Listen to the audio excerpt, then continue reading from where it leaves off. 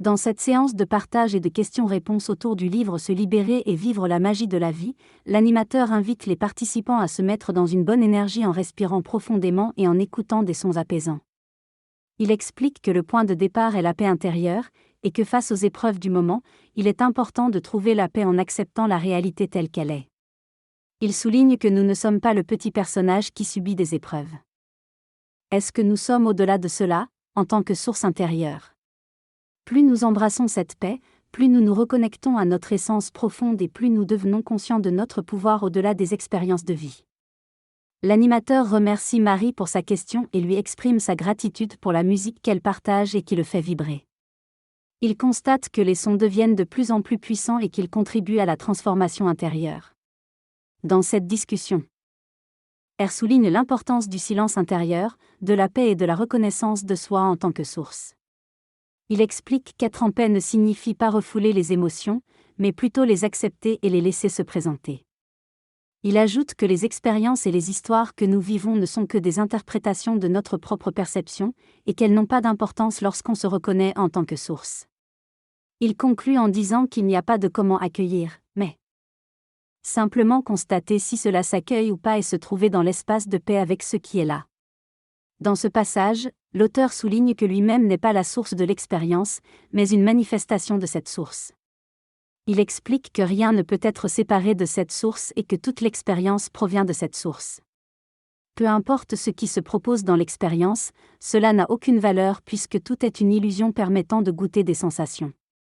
L'auteur mentionne également que le mental ne peut pas s'évader de lui-même et que la prise de conscience ne peut pas être décidée depuis la tête, mais provient de la source. Il souligne l'importance d'abandonner toute importance et attachement à ce qui semble être réel, car tout cela fait partie de l'histoire qui permet de goûter des sensations. L'auteur insiste sur le fait qu'il ne peut être qu'où il est et abandonne toute idée de pouvoir fuir ou être ailleurs. Il explique que la paix dont il parle ne peut pas être cultivée, car elle est déjà présente. Il souligne qu'il faut abandonner toute idée du comment pour que le comment apparaisse, car il n'y a pas de réponse dans la tête qui cherche à s'évader de lui-même. Enfin, il conclut en expliquant que la vérité sur qui il est réside au-delà de l'histoire et que le comment peut éventuellement apparaître, mais cela n'a plus d'importance une fois que l'on est dans cet espace. Dans cette discussion, les personnes argumentent sur le fait qu'il n'est pas nécessaire de chercher à éviter les conflits ou à contrôler ses émotions, car chaque expérience est intentionnellement construite pour être vécue. Il souligne l'importance de rester dans le moment présent, de reconnaître que l'ego mental ne détient pas le vrai pouvoir et de se connecter avec la vérité intérieure. Il suggère qu'au lieu de chercher à s'évader, il est plus bénéfique de faire l'expérience de ces moments de souffrance et de laisser la conscience englober l'ensemble de l'expérience. En fin de compte, il souligne que tout est parfait dans l'instant présent et que c'est en reconnaissant cette perfection que l'on peut trouver la paix et le bonheur. Dans cette discussion, la personne partage son expérience de réaliser que le personnage qu'elle perçoit n'est qu'un concept mental. Elle comprend que ce qu'elle est réellement, c'est le silence, le calme, l'espace et la paix au-delà de toutes les pensées et constructions mentales. Elle invite les autres à revenir au chapitre sur la boule de tous les possibles, car c'est là que se trouve la vérité. Elle souligne que le mental égo juge et interprète les expériences comme étant bonnes ou mauvaises, cherchant à fuir le négatif et rechercher le positif. Cependant, elle affirme que tout cela n'a aucune valeur réelle et que toutes les expériences sont simplement des sensations parmi d'autres, goûtées par la source elle-même.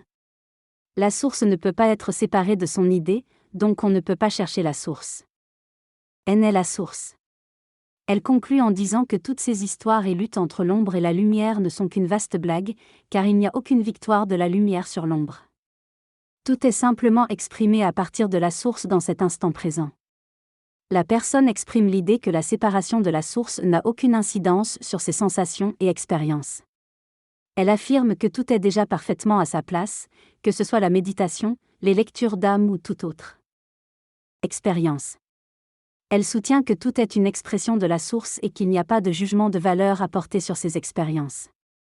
Elle explique que le mental égo a été conçu pour croire en la séparation et en la valeur des expériences, mais que cela ne correspond pas à la réalité. Selon elle, il n'y a pas de but à ces expériences, qui font simplement partie de l'expression de tous les possibles sans en exclure aucun. Dans ce dialogue, l'auteur explore la nature de la source et remet en questionne le concept de but et de progrès. Selon lui, la source n'a pas de but car elle est l'expression de tous les possibles et n'a pas besoin de se nourrir de l'histoire de l'espace et du temps. Il affirme que rien n'est séparé de rien et que tout émane de la source, y compris la matrice. Il nie l'idée d'une décision ou d'un choix préalable à notre existence, suggérant que notre présence ici est simplement l'expression de tous les possibles. L'auteur reconnaît que ces propos peuvent sembler absurdes pour le mental égo, mais qu'il y a une partie de lui qui accepte cette perspective. Dans cette discussion, Claude explique qu'il n'y a pas de responsabilité réelle, mais plutôt une sensation de responsabilité. Il affirme que toutes les expériences sont des idées et qu'elles sont toutes liées les unes aux autres, bien que le mental égo ne puisse pas saisir cette connexion. Gladys témoigne de sa réalisation que nous sommes la source, mais ne peut pas expliquer comment elle l'a réalisée. Eux et David soutiennent que tout ce qui se passe est conforme à la source et que tout est divinement bien. Ils soulignent que le mental égo n'a aucun pouvoir réel. Bridget propose d'abandonner l'idée d'une raison pour l'existence des expériences. Sylvian partage son désarroi face à l'incompréhension, tandis qu'Anne exprime sa patience infinie envers les autres sans chercher à les convaincre. Marie-Thérèse pose la question de ce qu'est la source, à quoi Claude répond que c'est le rien qui se goûte. À travers toutes les idées et expériences. Isabelle partage sa joie et son amusement face aux expériences de la vie. Dans l'instant présent, il est préférable de ne rien chercher d'autre à faire. Peu importe si nous décidons ou non, puisque ce n'est pas vraiment nous qui avons le contrôle. Il y a simplement ce qui se fait. Merci, je pense que nous pouvons en rester là, en nous concentrant sur le sourire, sur l'importance insignifiante des choses et en laissant aller.